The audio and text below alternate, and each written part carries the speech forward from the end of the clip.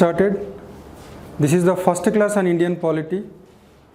So for the next 4 to 5 classes, we will be discussing about the basic terminology and the basic concepts related to Indian polity.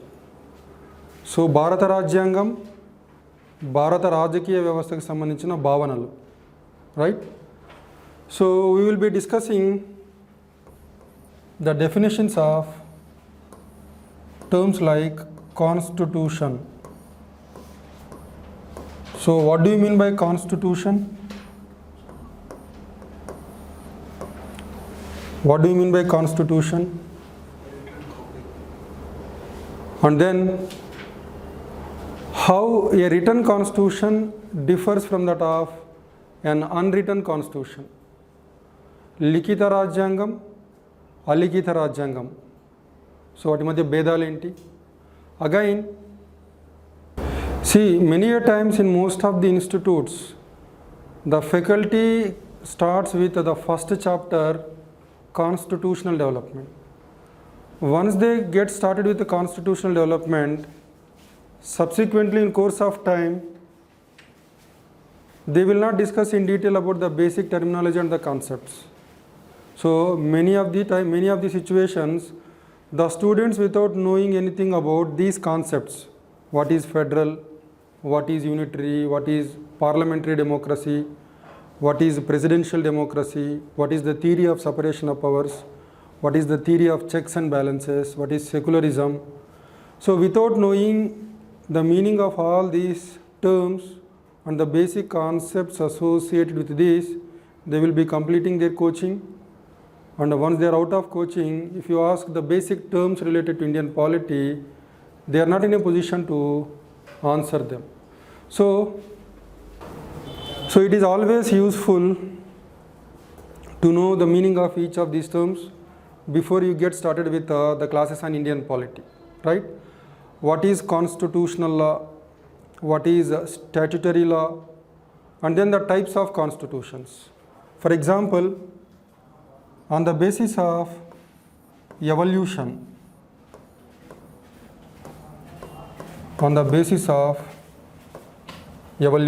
in the sense, if a particular constitution has evolved over a period of time out of necessity, out of circumstances, it is called unwritten constitution or evolved constitution. Then again we have one more category, enacted constitution or written constitution. So if a constitution is written at a particular point of time by a special body convened for that purpose, it is called a written constitution. That's how a written constitution differs from that of unwritten constitution.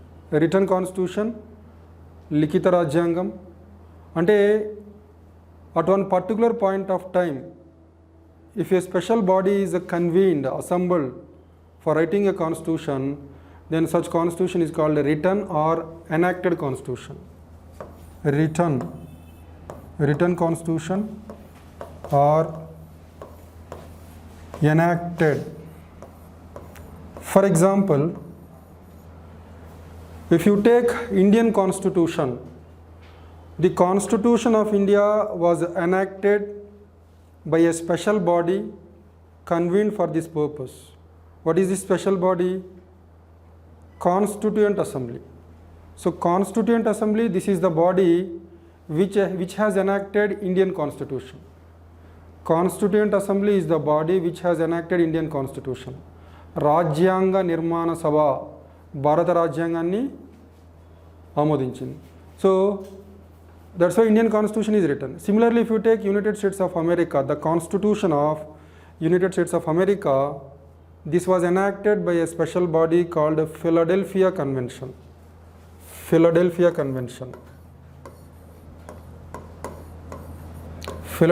this is the place where this convention has met. So Philadelphia Convention is the body which has enacted American Constitution. That's why Constitution of India, Constitution of United States of America, they are examples for a written constitution. So I am repeating, a written constitution is one which is written down at a definite point of time by a special body convened for that purpose. So Indian constitution is an example for written constitution. American constitution is an example for written constitution. But in United Kingdom, that is Great Britain, never the constitution is written at any definite point of time. No. So if you take Britain, Britain had a parliamentary democracy, parliamentary Prajaswamyam.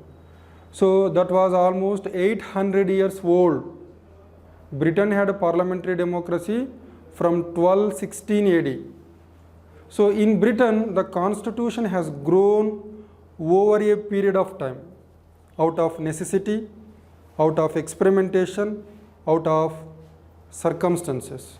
At no particular point of time, it was written down by any special body convened for that purpose. So such constitutions, they are called unwritten constitutions or evolved. Over a period of time, they have evolved out of necessity, out of need, out of situations, etc. That is unwritten or evolved constitution. We had only two examples for unwritten constitutions. One is United Kingdom, the second one New Zealand. So like this, a constitution can be called a written constitution or unwritten constitution, enacted constitution or evolved constitution. Similarly, on the basis of territorial division of powers, if any constitution provides for the division of powers between the national and the regional government, then that is known by the name federal constitution. In India, we have national government, that is the central government, and in 28 states we have the state governments.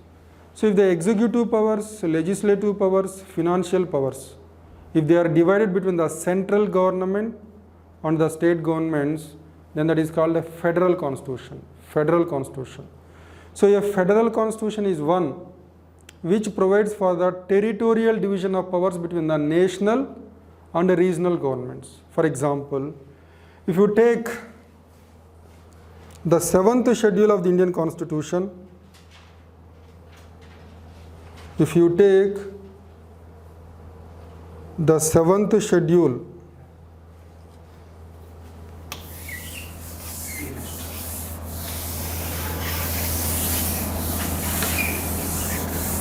if you take the 7th schedule of Indian Constitution, so it was under article. What is the article related to 7th schedule? Article 246. 7th schedule is dealt by Article 246. So under Article 246, the 7th schedule, it divides the executive powers, legislative powers and financial powers between the national and the regional governments, between the central and the state governments, in the form of 3 lists. List 1. What is list 1? Union. List 1 is union list. List 2, state list. List 1 is union list. List 2 is state list. List 3 is concurrent list. Clear? So 7th schedule divides the powers, executive powers, legislative powers, financial powers. So these 3 categories of powers are divided between the central government and the state governments in the form of 3 lists. List 1 is union list, list 2 is state list, list 3 is concurrent list. On all the items in the union list, Parliament is supreme, central government is supreme. On all the subjects in the state list, state governments are supreme, state legislatures are supreme. On the subjects in the concurrent list,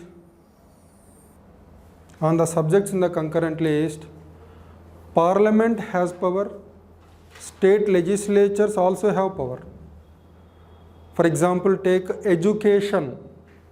Education is in the concurrent list. So Vidya anedi ummadi jabitalo undi. So విద్య మీద చట్టం చేసే అధికారము పార్లమెంటుకు ఉంది, రాష్ట్ర శాసనసభలకు ఉంది. అయితే అలా చేయబడిన చట్టం అంటే పార్లమెంటు చేసిన చట్టానికి రాష్ట్ర శాసనసభలు చేసిన చట్టానికి మధ్య ప్రతిష్టంభన, if there is a conflict between the law made by the parliament and the law made by the state legislature, law made by the parliament is supreme. Law made by the parliament will have precedence over the law made by the state legislature. అందుకనే concurrent list it is called a second union list. Concurrent list is called second union list. Second union list, or it is also called de facto union list. Why is it called a second union list or de facto union list?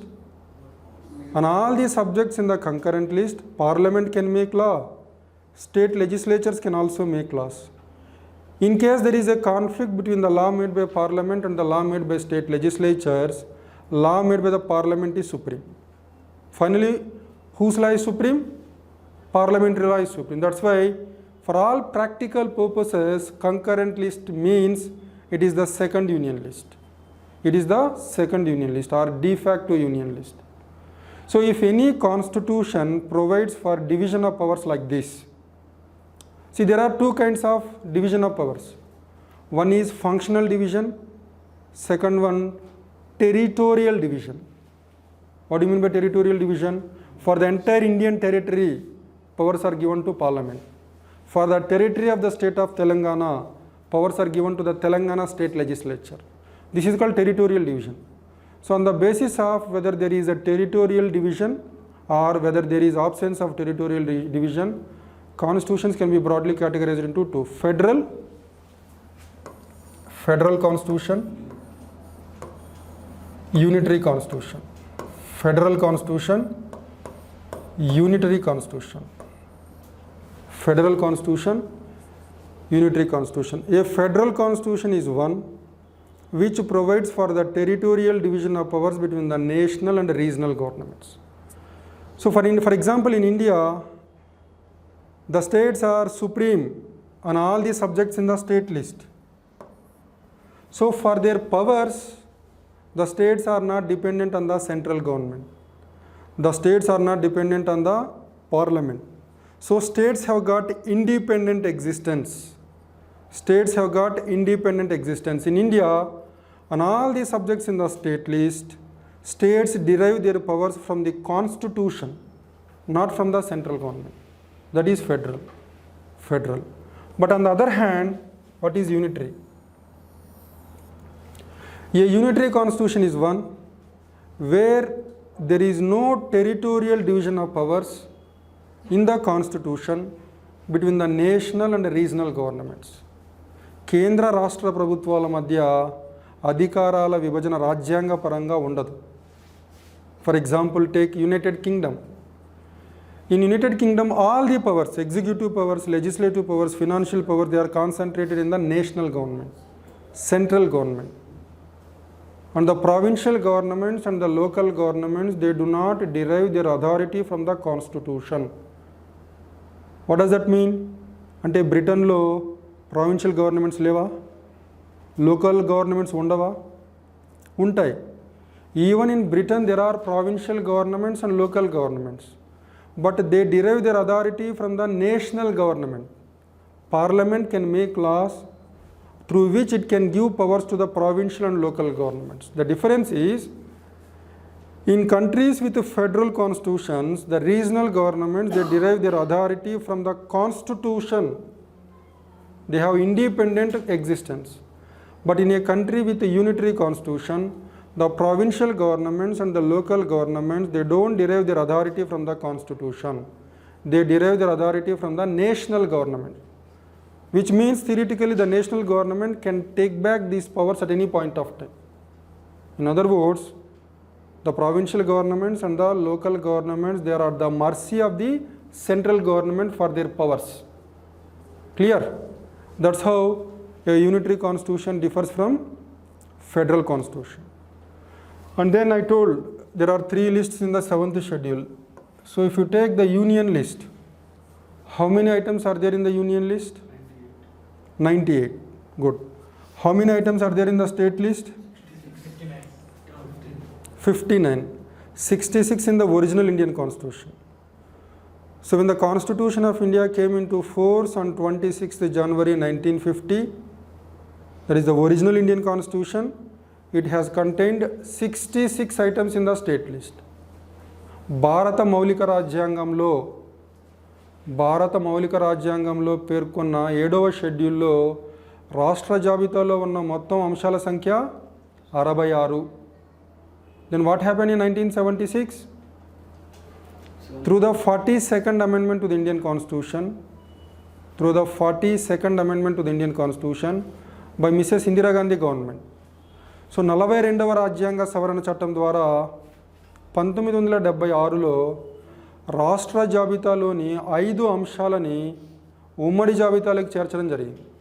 So 66 minus 5, 61. Then again in 2016, 101వ రాజ్యాంగ సవరణ చట్టం ద్వారా 101వ రాజ్యాంగ సవరణ చట్టం దేనికి సంబంధించిందండి? GST, వస్తు సేవల పన్ను, goods and services tax. So through 101 constitutional amendment act which was enacted in 2016, రాష్ట్ర జాబితాలో నుంచి 2 అంశాలను తొలగించారు. 61 మైనస్ 2 ఎంత? 59. సో ప్రస్తుతం రాష్ట్ర జాబితాలో ఉన్న మొత్తం అంశాల సంఖ్య 59. కేంద్ర జాబితాలో మౌలిక రాజ్యాంగంలో ఎన్ని ఉన్నాయండి అంశాలు? The number of subjects of administration in the union list in the original Indian constitution which came into force on 26th January 1950, how many items were there in the union list? 103. భారత మౌలిక రాజ్యాంగంలో అంటే జనవరి 26, 1950లో అమలులోనికి వచ్చిన భారత మౌలిక రాజ్యాంగంలో కేంద్ర జాబితాలో ఉన్న మొత్తం పరిపాలనా అంశాల సంఖ్య 97. అంటే జనవరి 26, 1950లో కేంద్ర జాబితాలో ఉన్న మొత్తం అంశాలు 97. ఈ 97 కొంతకాలం తర్వాత 100కు చేరింది. కానీ రీసెంట్గా 2016లో 101వ రాజ్యాంగ సవరణ చట్టం ద్వారా కేంద్ర జాబితాలో నుంచి 2 అంశాలను తొలగించడం జరిగింది. సో ప్రస్తుతం మన కేంద్ర జాబితాలో ఉన్న అంశాల సంఖ్య 98. So the number of items in the union list 98, state list 59, concurrent list.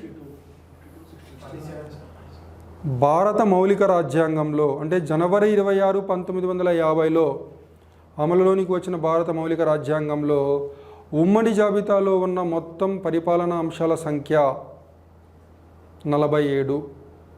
So the total number of entries, subjects of administration which are there in the concurrent list in the original Indian constitution 47. Then what has happened in 1976? 47 plus 5? 52. So now concurrent list contains 52 items. So ఉమ్మడి జాబితాలో ఉన్న మొత్తం అంశాల సంఖ్య 52. Clear? Union list 98, state list 59, concurrent list 52. That is the present situation ప్రస్తుతం. Then again what is the reason why the framers of Indian Constitution chose a federal constitution and why not a unitary constitution? భారత రాజ్యాంగ నిర్మాతలు భారతదేశానికి సమాఖ్య రాజ్యాంగాన్ని ఎందుకు కోరుకున్నారు? ఏకకేంద్ర రాజ్యాంగాన్ని ఎందుకు కోరుకోలేదు?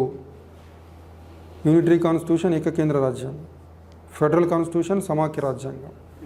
So what are the reasons why the framers of the Indian Constitution chose a federal constitution for India and not a unitary constitution? One is size of the country. Second one,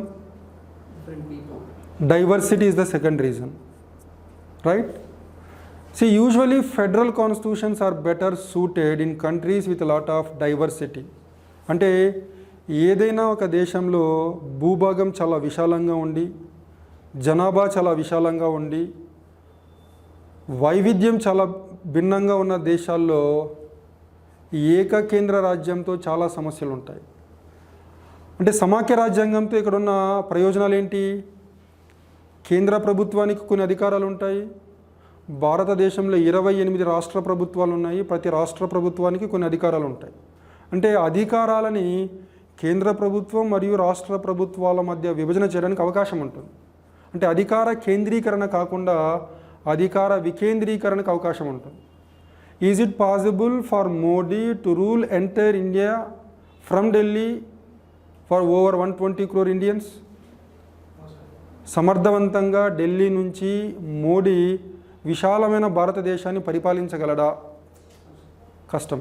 so అందుకనే విశాల భూభాగం, అత్యధిక జనాభా, ఎక్కువ వైవిధ్యం, అంటే మతపరంగా కావచ్చు, భాషాపరంగా కావచ్చు, ప్రాంతీయ పరంగా కావచ్చు. So in those countries where the geographical size is very high, very huge, where the population is very huge, where the diversity is very high, in all those countries federal constitutions are much better suited. చిన్న ఉదాహరణకి take a country in our neighbourhood, Sri Lanka తీసుకోండి. శ్రీలంక చిన్న కంట్రీనే. అక్కడున్న constitution ఏంటి? Unitary constitution. అక్కడ బేసిక్గా there are 2 ethnic people, Tamilians, Sinhalese.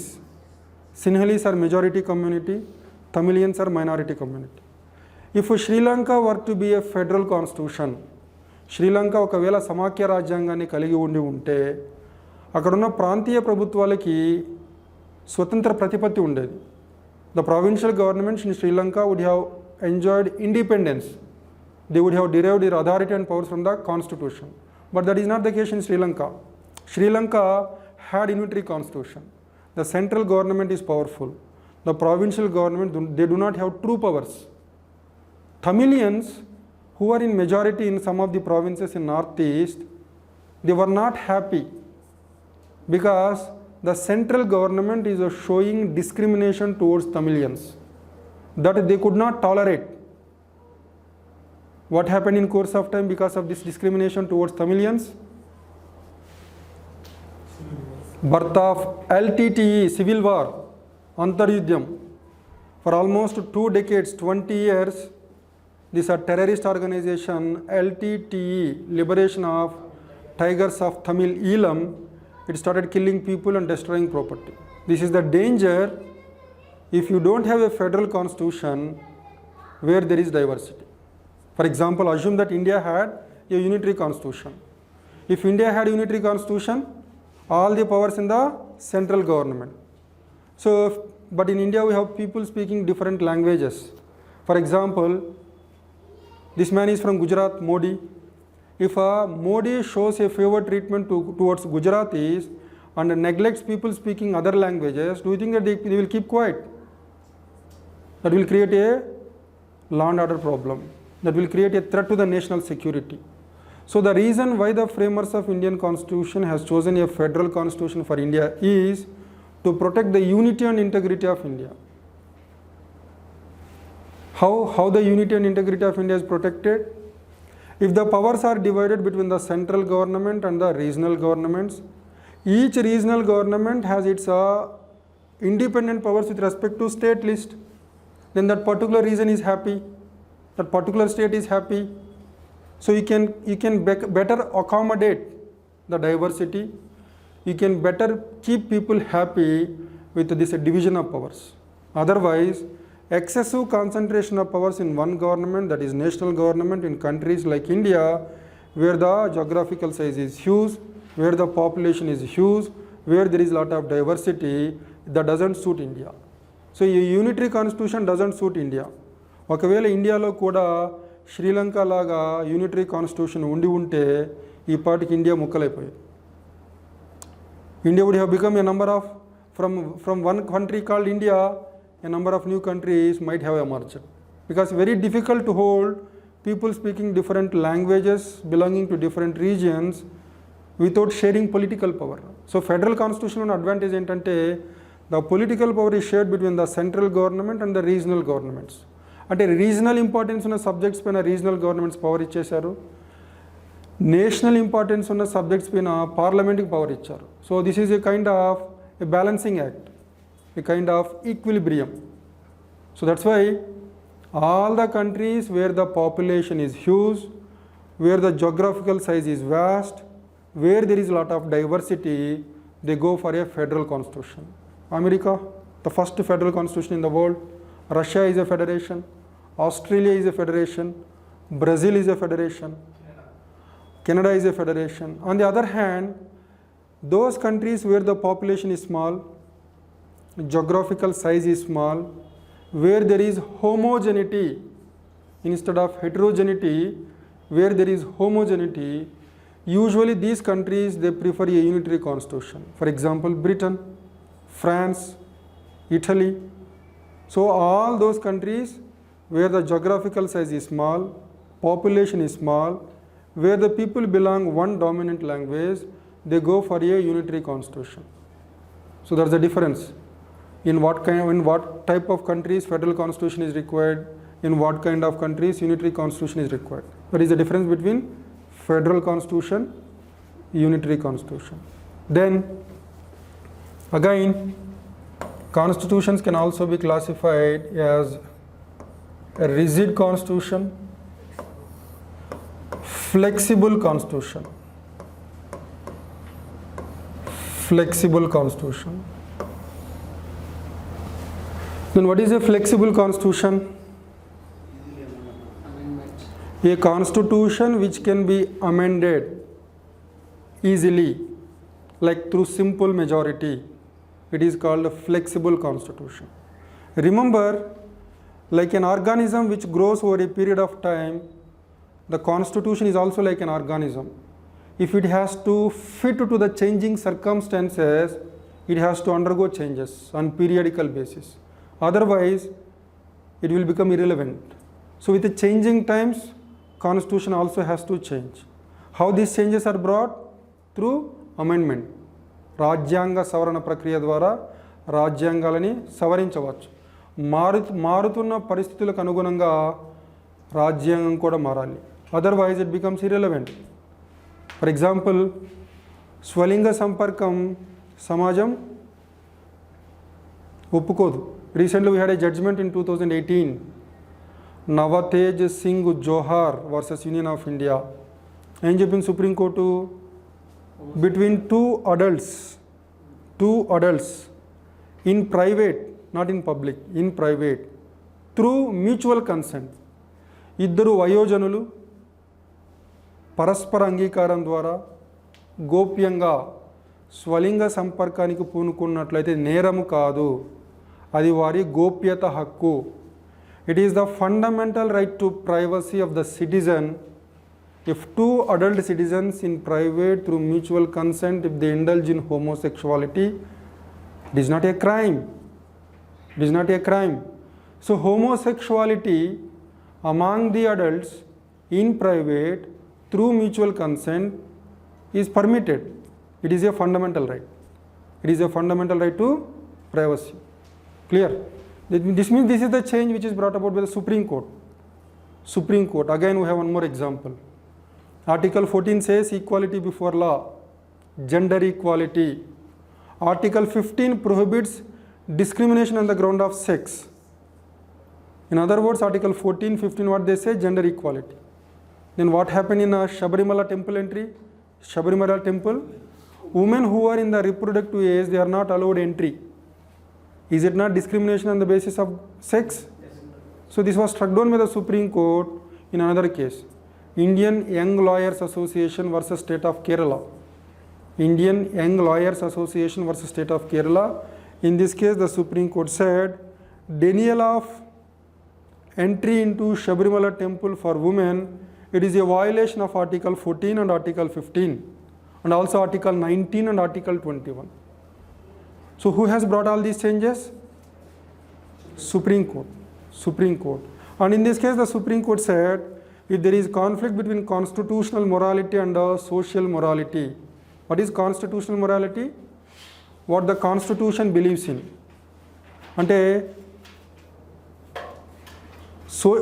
Social morality అంటే సమాజ విశ్వాసాలకి రాజ్యాంగ విశ్వాసాలకి మధ్య ప్రతిష్టమని ఏర్పడితే రాజ్యాంగ విశ్వాసాలే చెల్లుబాటు అవుతాయి. If there is a conflict between what the constitution says and what the society believes, what the constitution believes will have precedence, will have supremacy. Then you check examples, all these examples, they are in the direction of a change in the constitution. So with the changing times, constitution also needs to change. Otherwise, that constitution becomes irrelevant. That constitution doesn't become relevant. So here, flexible constitution, a rigid constitution.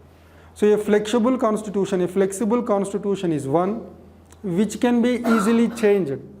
A flexible constitution is one which can be easily altered, changed, modified through simple majority. So majorities పైన మీకు మళ్ళీ సపరేట్గా class తీసుకుంటాను. We have different kinds of majorities. Simple majority, absolute majority, effective majority, special majority, and within special majority there are three categories. 2/3 of the total strength, 2/3 of the members present and voting, a combination of absolute majority plus 2/3 of the members present and voting. So like this we have a number of majorities. Just simply remember, if a constitution can be changed, if it can be altered, if it can be modified easily through simple majority, that is called flexible constitution.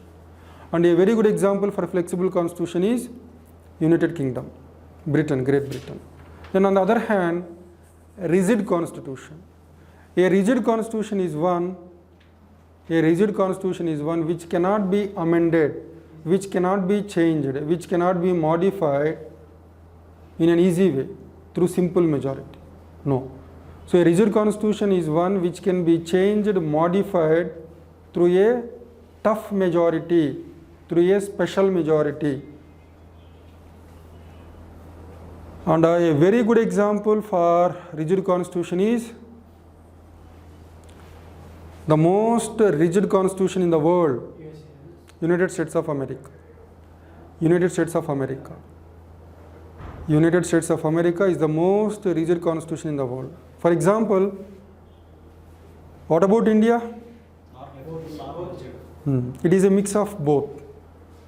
Certain provisions they are rigid, certain provisions they are flexible. What are the rigid provisions in the Indian Constitution? See, federal provisions in the Indian Constitution, center-state relations, center-state legislative relations. ఇందాక 7th schedule చెప్పాను. 7th షెడ్యూల్లో మార్పులు తీసుకురావాలంటే parliament special మెజారిటీతో ఒప్పుకోవాలి, సగం states కూడా ఒప్పుకోవాలి. సో ఫెడరల్ ప్రొవిజన్స్ సంబంధించినవి. So if you want to amend the provisions in Indian constitution which are related to federal, they need a special majority. Citizenship, simple majority. Quorum, simple majority. Abolition or creation of legislative council, simple majority, right? So అందుకనే Indian Constitution, it is a blend, it is a mix of rigidity and flexibility, రెండు ఉన్నాయి, right?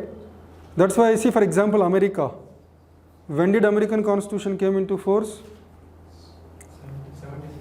1789. What is the year of French Revolution? 1789. ఇప్పటికంటే ఎన్ని years అయిందండి? ఇప్పుడు we are in 2021. Almost more than 220 years. In the last more than 220 years, how many times do you think that the American Constitution should have been amended? 7.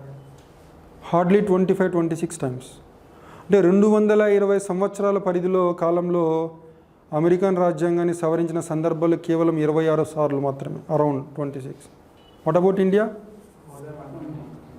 గత 70 సంవత్సరాల్లో భారత రాజ్యాంగాన్ని దాదాపుగా ఇప్పటికి 104 రాజ్యాంగ సవరణలు ఉన్నాయి. There are 104 amendments. సో దీన్ని బట్టి చెప్పొచ్చు కదా, which constitution is more rigid, America or India? America ఎక్కువ సార్లు సవరించడానికి వీలైతే అది ఫ్లెక్సిబుల్, వీలు కాకపోతే rigid. So in America, if you want to amend the American constitution, there are 2 houses. American Parliament is bicameral. This is one more word.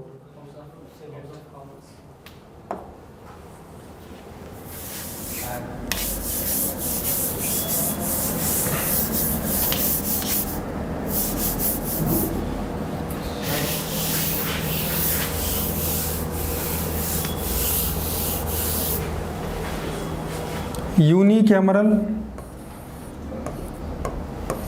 unicameral, bicameralism.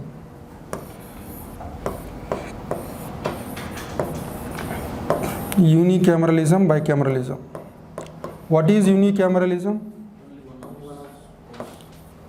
So if the legislative branch contains only one house, that is called unicameral. If the legislative branch contains two houses, that is bicameralism. Bicameralism. Take Indian Parliament. In the Indian Parliament there are two houses. The upper house is Rajya Sabha, the lower house is Lok Sabha. So Indian Parliament is bicameral.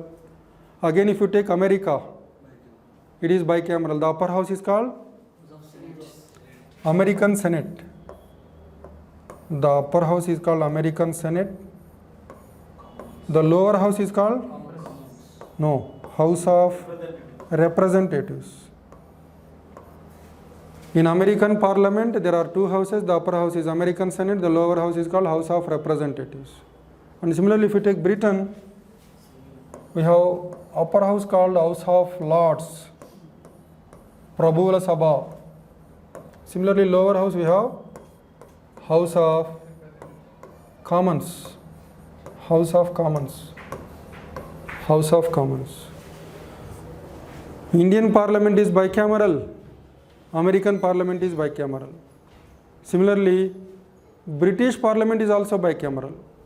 Indian Parliament, upper house is Rajya Sabha, lower house is Lok Sabha. American Parliament, the upper house is American Senate, lower house is House of Representatives.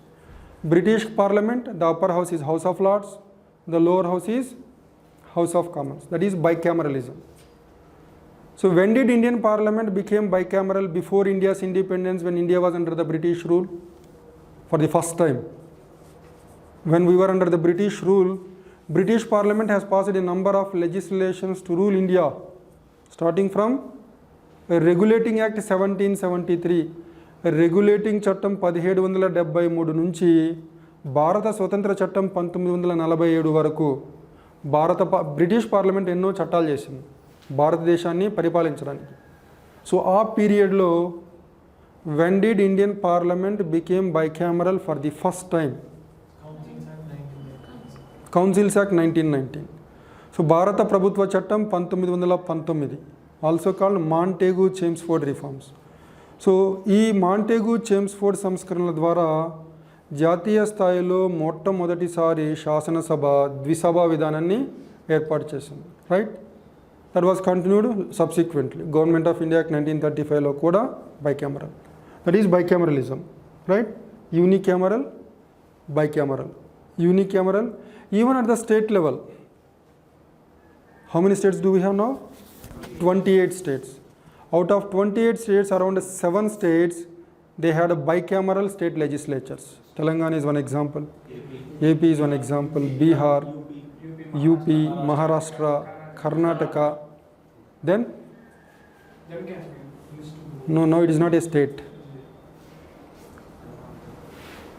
Andhra Pradesh, Telangana, Karnataka, Bihar, Maharashtra, Uttar Pradesh, antena?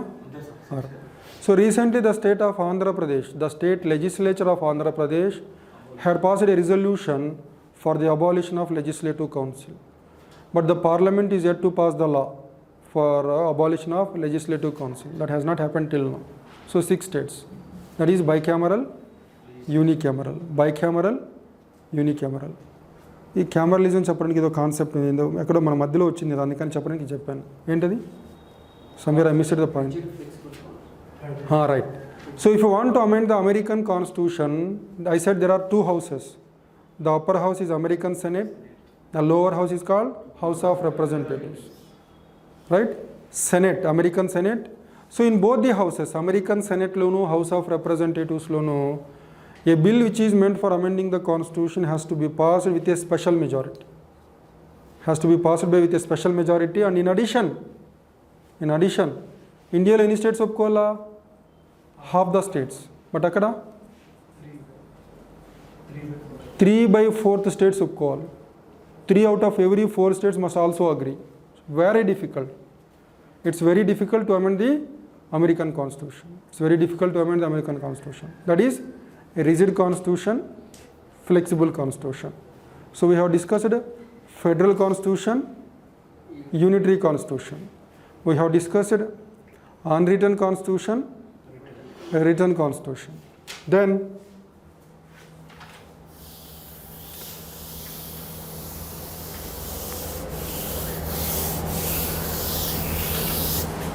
I told that division of power, it can be functional division or territorial division. The territorial ante కేంద్ర ప్రభుత్వము మరియు రాష్ట్ర ప్రభుత్వాల మధ్య అధికార విభజన ఉంటే అంటే అధికార విభజన చేసి దాని is called territorial division. There is also called something called functional division. So in all the modern governments there are three branches of the government. Executive branch, executive branch, legislative branch, then no, it's not financial, judicial branch. So there are three branches of the government. So each modern government, they have got three branches: executive branch, legislative branch, judicial branch. కార్యనిర్వహణ శాఖ, శాసన నిర్మాణ శాఖ, న్యాయ శాఖ. See, legislature does law making. శాసన నిర్మాణ ప్రక్రియను చేపట్టేదే శాసన నిర్మాణ శాఖ. Legislature does law making. Executive does law implementation. శాసనాలను అమలు చేయడం. Judiciary does law interpretation. So the division of functions of the government like this, it is called functional division. So the powers of the government are divided among the three organs of the government. Executive branch of the government does law implementation, legislative branch does law enactment, judicial branch does law interpretation. This is called functional division of powers. Then again we have something called theory of separation of powers.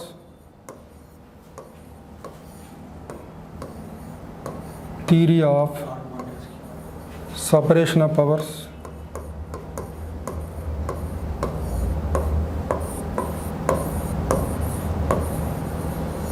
And again we have one more theory of checks and balances.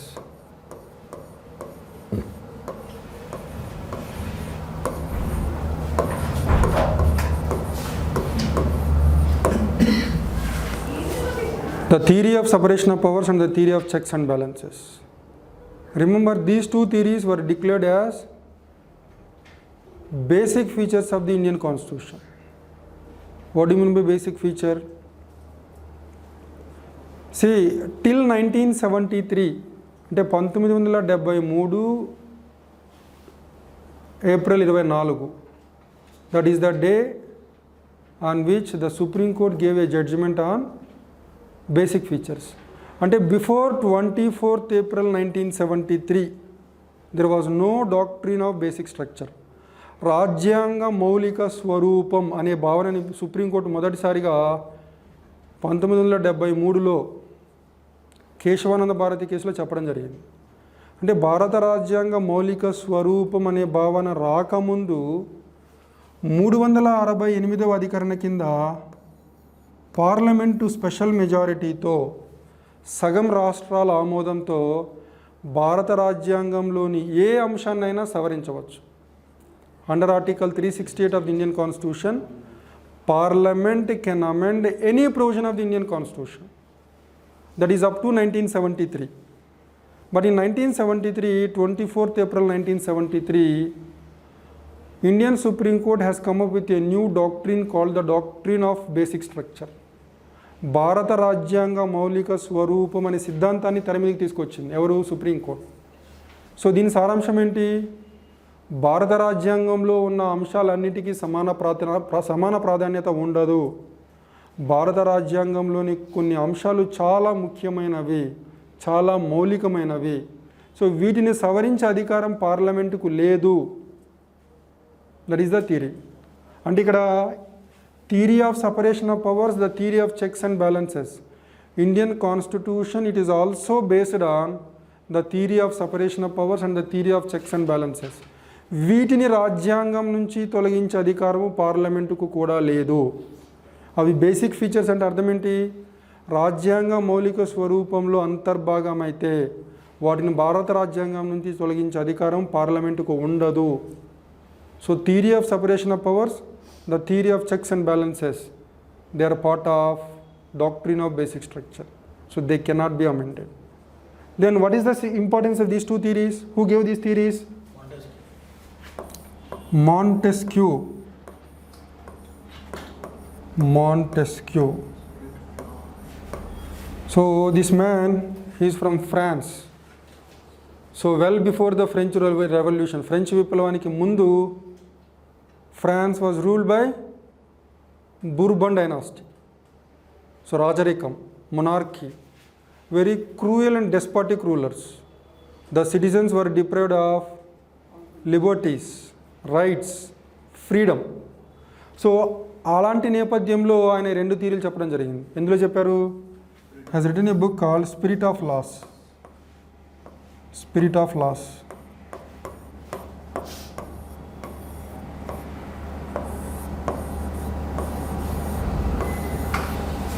So Spirit of Laws is a book written by Montesquieu, and in this book he has explained these two theories, theory of separation of powers and the theory of checks and balances. According to this man, if all the powers are concentrated in one person, he becomes tyrannical, despotic. French విప్లవం రాకముందు French రాజు ఆయనే శాసనాలు చేసేవాడు, ఆయనే శాసనాలకి భాష్యం చెప్పేవాడు, ఆయనే శాసనాలను అమలు చేసేవాడు. So law making, law implementation, law interpretation concentrated in one person, that is the king. So if all the powers are concentrated, if the powers of the government, if all the powers of the government are concentrated in one person, then that person becomes a tyrannical, despotic, cruel. And the rights, liberties and the freedoms of the citizens are in danger. So if you want to protect the rights, liberties and freedoms of the citizens, there shall be functional division of power. So this man says, let there be three organs of the government: executive branch, legislative branch, judicial branch. So the powers of the government were divided into three categories: law making powers, law implementation powers, law interpretation powers. Law making powers are given to legislative branch, law implementation powers are given to executive branch, law interpretation powers are given to judicial branch. So what is the advantage if there is a division of power like this? There is no concentration of power. So the rights and liberties of the people are better protected. And in addition to this, each branch can specialize in that particular area. So this is the theory of separation of powers. Montesquieu says, remember this man is writing in the background of absolute monarchy. And what is a monarchy? Monarchy is a form of government where the rule is done by the king or queen.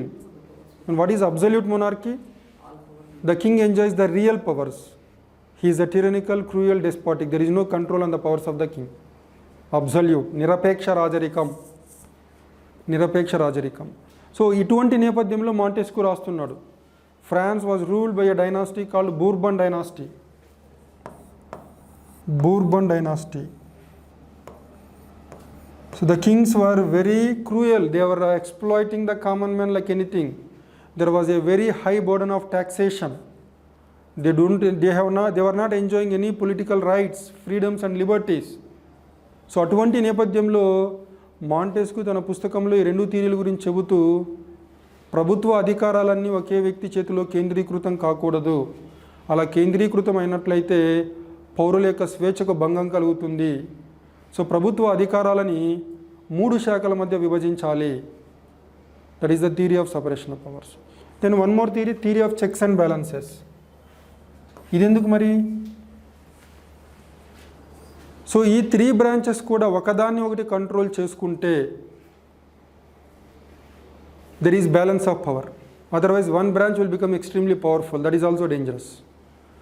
So the theory of checks and balances says that each branch of the government shall exercise control over the other branch.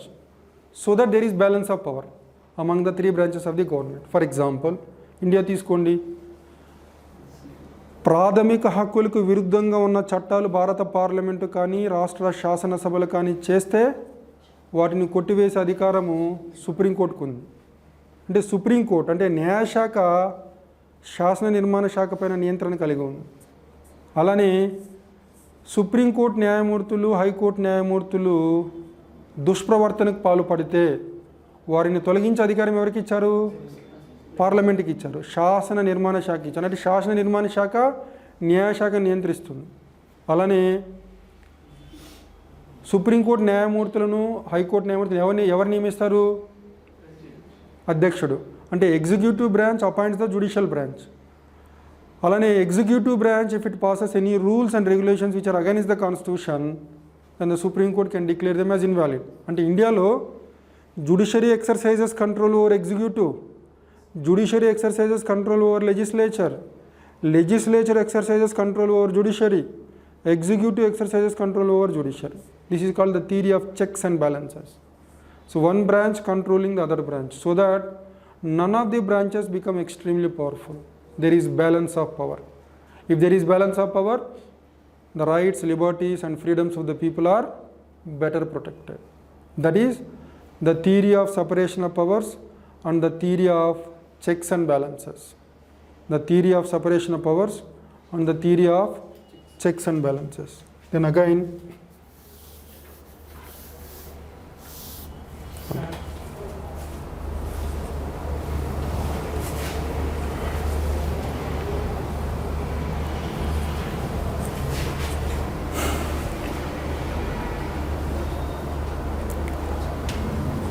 so we have discussed about different types of constitutions: written constitution, unwritten constitution. Written constitution is also called enacted constitution. Unwritten constitution is also called evolved constitution. Federal constitution, why a federal constitution? Unitary constitution, why unitary constitution? Then flexible constitution, rigid constitution. Theory of checks and balances, theory of separation of powers. Then let's discuss then what is a constitution?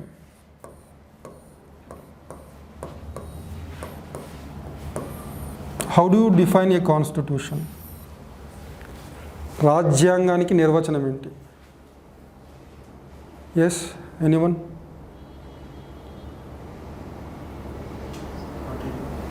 So it is a body of rules, written or unwritten. అంటే రాజ్యాంగం ఖచ్చితంగా లిఖిత రాజ్యాంగమే అయి ఉండాలనా? అవసరం లేదు. ఉదాహరణకి మనకు Britain రాజ్యాంగం అలిఖిత రాజ్యాంగం. So a constitution it is a fundamental law of the land, మౌలిక శాసనం. It is a body of rules written or unwritten. It is a body of rules written or unwritten which define the organization of the government, which define the organization of the government, the distribution of powers between the different branches of the government, the limitations on the government, the duties and responsibilities of the citizen, etc., etc. So it is a body of rules, written or unwritten, which define the organization of the government. అంటే ప్రభుత్వ నిర్మాణం ఎలా ఉండాలి? For example, India is an example for parliamentary democracy, parliamentary ప్రజాస్వామ్యం. America is an example for presidential democracy. అంటే ప్రభుత్వ స్వరూపం ఎలా ఉండాలి అని చెప్పచ్చు. ప్రభుత్వంలో ఉన్న వివిధ శాఖల మధ్య అధికారాల విభజన గురించి చెబుతుంది. అలానే ఆ దేశంలో ఉన్న పౌరుల యొక్క బాధ్యతలు, హక్కుల గురించి చెబుతుంది. రాజ్యం పైన ఉన్న ఆంక్షల గురించి కూడా చెబుతుంది. So a constitution is a body, it is a body of rules, written or unwritten, which define the organization of the government, the distribution of powers between the different branches of the government, the limitations on the powers of the government, the duties and the responsibilities of the citizens, etc., etc. That is called constitution. So we have two categories. We have something called constitutional law, the other thing called statutory law.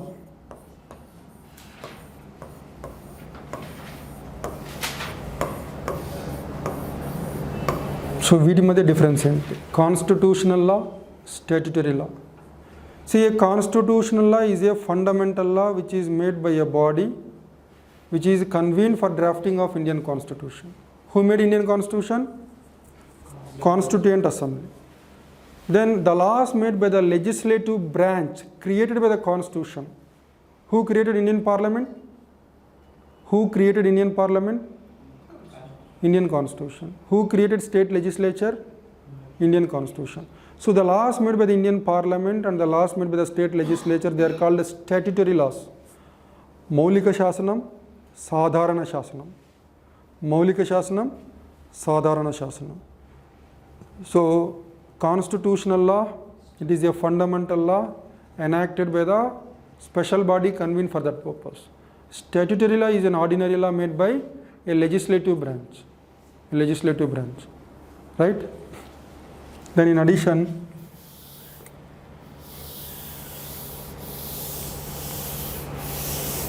so what do you mean by the terms like republic,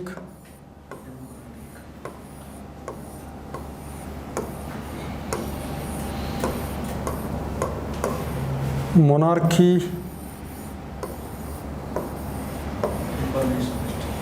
then again within monarchy we have two categories: absolute monarchy, constitutional monarchy. Absolute monarchy, constitutional monarchy. Then again we have something called aristocracy,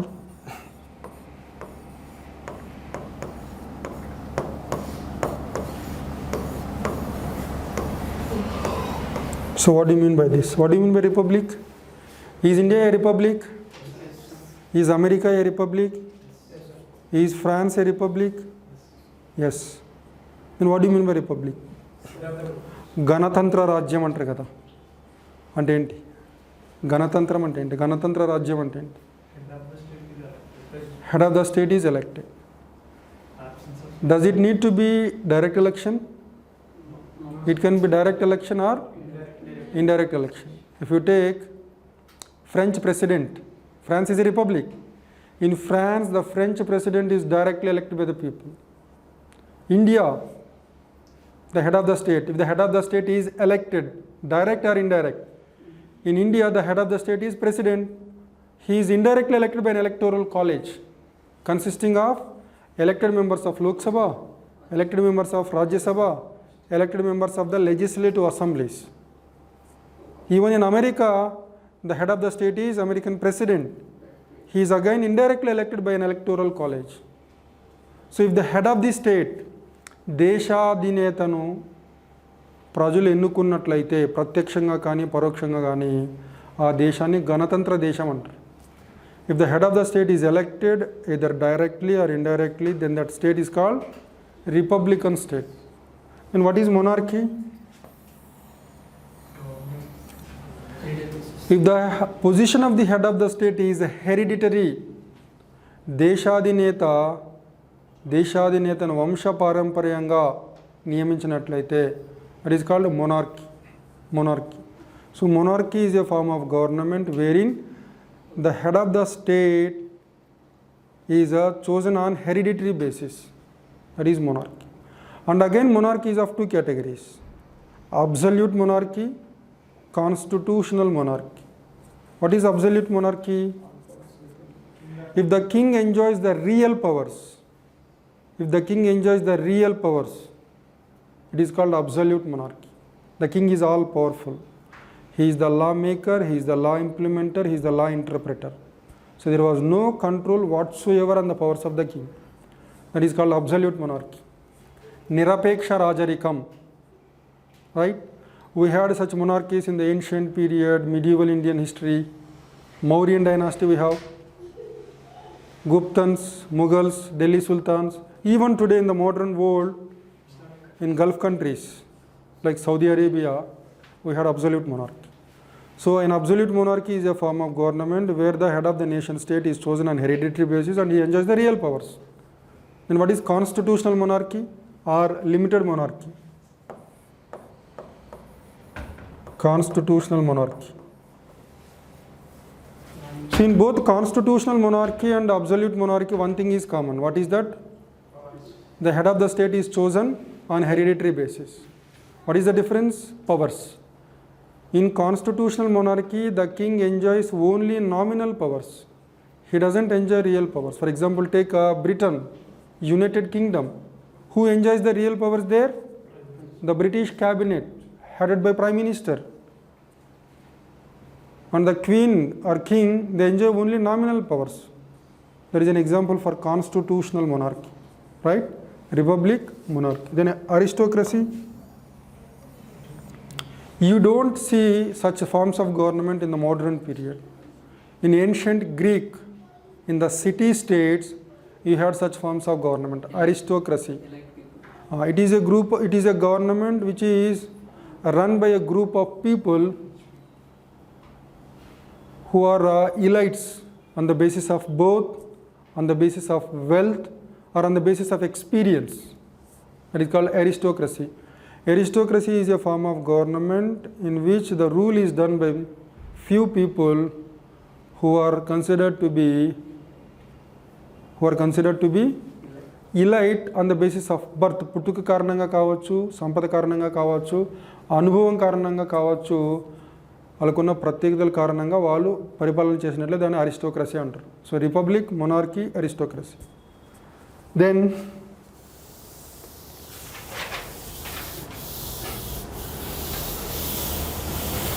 ఇవన్నీ అర్థం కాకుండా polity అర్థం చేసుకోవడం కష్టమండి.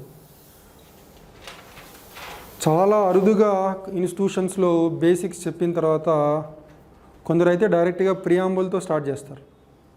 Not even constitutional development.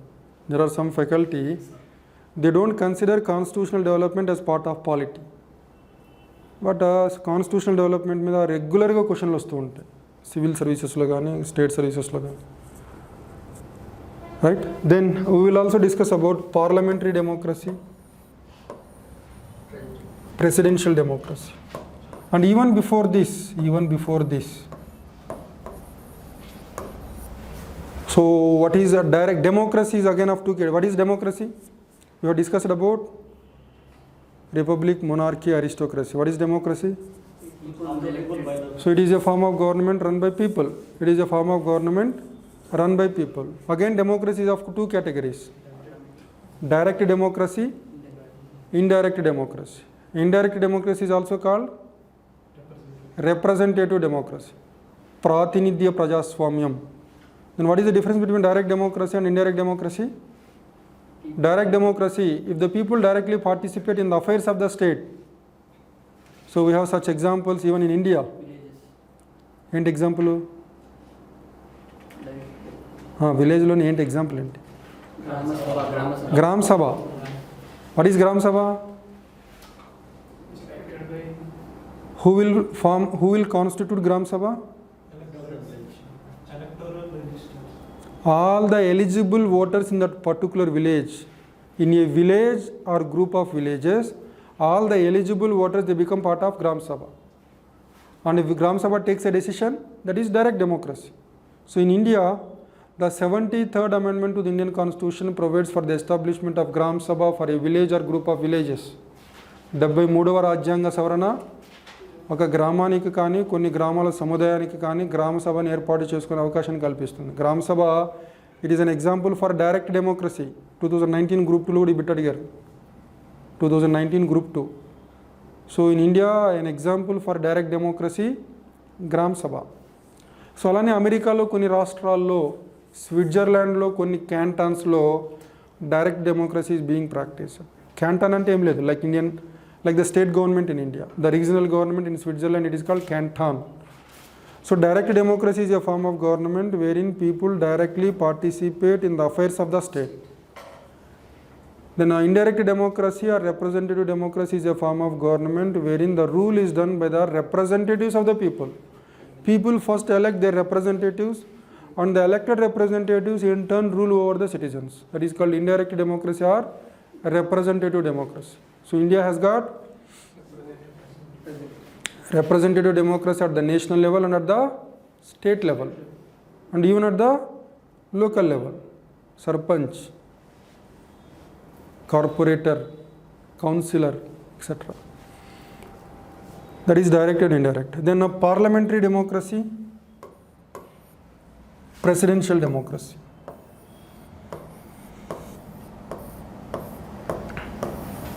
Parliamentary democracy, presidential democracy. So what is the time? 6:06. So I will end with this one. See, at the global level, broadly we had two categories of democracies: parliamentary democracy, presidential democracy. But there are countries where there is a mix of both, hybrid model, a mix of parliamentary and presidential democracies. Any example? France is an example. Then, how do you classify democracies as a parliamentary democracy and a presidential democracy? What is the basis? Any idea? Internal functioning of government. What do you mean by internal functioning of government? It is a relation between executive and legislative. So on the basis of the relationship between the executive branch and the legislative branch, democracies are broadly classified into two categories: parliamentary democracy, presidential democracy. శాసన నిర్మాణ శాఖ మరియు కార్యనిర్వహణ శాఖకు మధ్య గల సంబంధాలను ఆధారంగా చేసుకొని ప్రజాస్వామ్యాలను పార్లమెంటరీ ప్రజాస్వామ్యము, అధ్యక్ష తరహా ప్రజాస్వామ్యాలను రెండుగా వర్గీకరించవచ్చు. For example, if you take India, which is a parliamentary democracy, there is a fusion between executive branch and legislative branch. There is overlap between executive branch and legislative branch. How? Prime Minister an executive branch lo part kada? He is the head of the executive branch. He is also part of parliament. All the ministers, council of ministers, they are part of executive branch. They are also members of parliament. This is the fusion. The executive branch, legislative branch overlap aite. Alane, in India, after the general elections, who can form the government? Lok Sabha gaani, legislative assembly gaani, a party which has majority in the lower house will form the government. And the government ekkadi nunchi form avutundi? Lower house nunchi form avutundi. So, executive branch ki legislative branch ki madhya avinabhava sambandham undi. Executive branch is formed from the legislature. Then that is called parliamentary democracy. So, a parliamentary democracy is one where there is a fusion of executive and legislative branches. Executive branch is drawn from the legislative branch, and executive branch is accountable to the legislative branch. That is parliamentary democracy. Then presidential democracy, there is no, so there is separation of executive and legislative branches. Separation of executive and legislative branches. Take America. American president, head of the government, he is not a member of American parliament. And to give advice to the American president, there is a team of advisors, like the Indian ministers. They are not powerful, but they are called advisors. They are not members of American president. They are not members of American parliament. They shall not be members of American parliament. American అధ్యక్షుడు, అతనికి సలహాలు ఇచ్చే సలహాదారులు American పార్లమెంట్లో సభ్యత్వం కలిగి ఉండరాదు. అలానే అమెరికాలో అమెరికన్ అధ్యక్షుడిని ప్రజలు పరోక్షంగా ఎన్నుకుంటారు. There is an electoral college. Parliament నుంచి ప్రభుత్వం ఏర్పాటు కాదు. That is called presidential democracy. So a presidential democracy is one where there is separation of executive and legislative branches. There is separation of executive and legislative branches. అందుకని నీకు America లాంటి కంట్రీస్లో confidence motion, no confidence motion ఉండదు. విశ్వాస తీర్మానం, అవిశ్వాస తీర్మానం. In countries which have parliamentary democracy, I told, executive branch is accountable to legislature. Legislature controls the executive. Parliament can remove the prime minister through confidence motion, through non-passing of confidence motion, or through passing of no confidence motion. But in America, the American parliament cannot remove the American president, except for violation of constitution. American రాజ్యాంగాన్ని ఉల్లంఘించినట్లయితే అభిశంసన ద్వారా అతని otherwise If it doesn't violate the Constitution of America, the American Parliament cannot remove the American president. So that's how the democracies are broadly classified, depending upon the relationship between the executive branch and the legislative branch. Democracies are broadly classified into two: parliamentary democracy, presidential democracy. In parliamentary democracy, there is a fusion of executive and legislative branches. Executive branch is formed from the legislative branch, and the legislature exercises control over the executive branch. Presidential democracy is one where there is separation of executive and legislative branches. Then why did India choose parliamentary democracy? Why not presidential democracy? To represent each state. Yes. Represent each state. To some extent. Familiarity with the system. Of course, there is one reason. Over and above that, Accommodate diversity. diversity. And again, one more reason is there. How can you accommodate diversity? Based on people, major. How can you accommodate diversity? Representatives from See, in presidential democracy, the entire executive power is conferred on one individual. America, the entire executive power is conferred on one individual, that is American president. But India, the executive power is conferred on the entire council of ministers. Which means council of ministers law, you can put a person from a Hindu religion, Muslim, Islam, Christian. And you can have people from different regions. You can have people from different languages. And the political power sharing is easy. That's how you can accommodate diversity. So when you compare parliamentary democracy with the presidential democracy, it can become a dictatorship much more easily compared to parliamentary democracy. ఎందుకంటే presidential డెమోక్రసీస్లో the decision making is done by one individual. ఆయనకున్న advisor చెప్పింది ఆయన follow అవ్వాల్సిన అవసరం లేదు, తను ఒక్కడే డెసిషన్ తీసుకోగలడు. In India if the decision making has to be done, it has to be done by collectively by the entire cabinet headed by Prime Minister. And the political power is shared among a group of individuals called the Council of Ministers. So you can represent the minority communities there, you can represent different linguistic groups, you can represent different regional groups. So power sharing is much better. In addition to this, the executive branch can be removed by passing confidence, no confidence motions. So there is greater accountability in parliamentary democracy compared to presidential democracy. Enduku? In Indian Parliament we had question hour, 0 hour. Question hour, members of parliament can ask questions to the minister. There are two types of questions: start questions, unstart questions. What do you mean by start questions? The minister has to give a oral reply. Unstart questions, written reply. If you are a member of parliament, if you ask a tough question to the minister, if he doesn't know the answer, there will be a big question mark on the face of the minister. Everybody is watching the sessions of the parliament. 0 hour, there is something called 0 hour. Question hour, the questions are communicated well in advance to the speaker, through the speaker to the minister. If I am the minister, if you are a member of parliament, you can ask me question, but you have to communicate the question well in advance. చాలా ముందుగానే ఆ ప్రశ్న ఏంటో నాకు చెప్పాలా, నేను ఆ సెక్రటరీతో మాట్లాడి నేర్చుకొని వస్తాను. 0 అవర్లో అలా కాదు, డైరెక్ట్గా అక్కడికక్కడే లేసి క్వశ్చన్ అడగచ్చు. మినిస్టర్కి ఏం తెలియదు అనుకో, అందరూ చూస్తూ ఉంటే హీ బికమ్స్ బిగ్ జీరో. అది 0 hour. So like that, in parliamentary democracy there are better tools of accountability. The government, in addition to this, I told American president doesn't go to American parliament. But in India there are 3 sessions of parliament: budget session, coming one, monsoon session, winter session. If there is any public, for example Covid ఉంది, ప్రభుత్వం పట్టించుకోవట్లేదు, 3 సార్లు parliament meet అయినప్పుడు ప్రభుత్వం పట్టించుకోకపోతే members of parliament అందరూ పార్లమెంట్లో గవర్నమెంట్ని ఎక్స్పోజ్ చేస్తారు, జనాలందరూ చూస్తూ ఉంటారు, ద గవర్నమెంట్ మీద ప్రెషర్ ఉంటుంది. ఇక్కడ అమెరికన్ ప్రెసిడెంట్ అమెరికన్ పార్లమెంట్కి వెళ్ళాడు. So that's why parliamentary democracy is much more accountable compared to the presidential democracy. Through tools like question hour, 0 hour, cut motion, the government can be controlled. So there are no such devices in a presidential democracy. It is merit. And again, one more merit, political power can be shared and diversity can be accommodated. That's one more advantage. But there is also a disadvantage. What is that?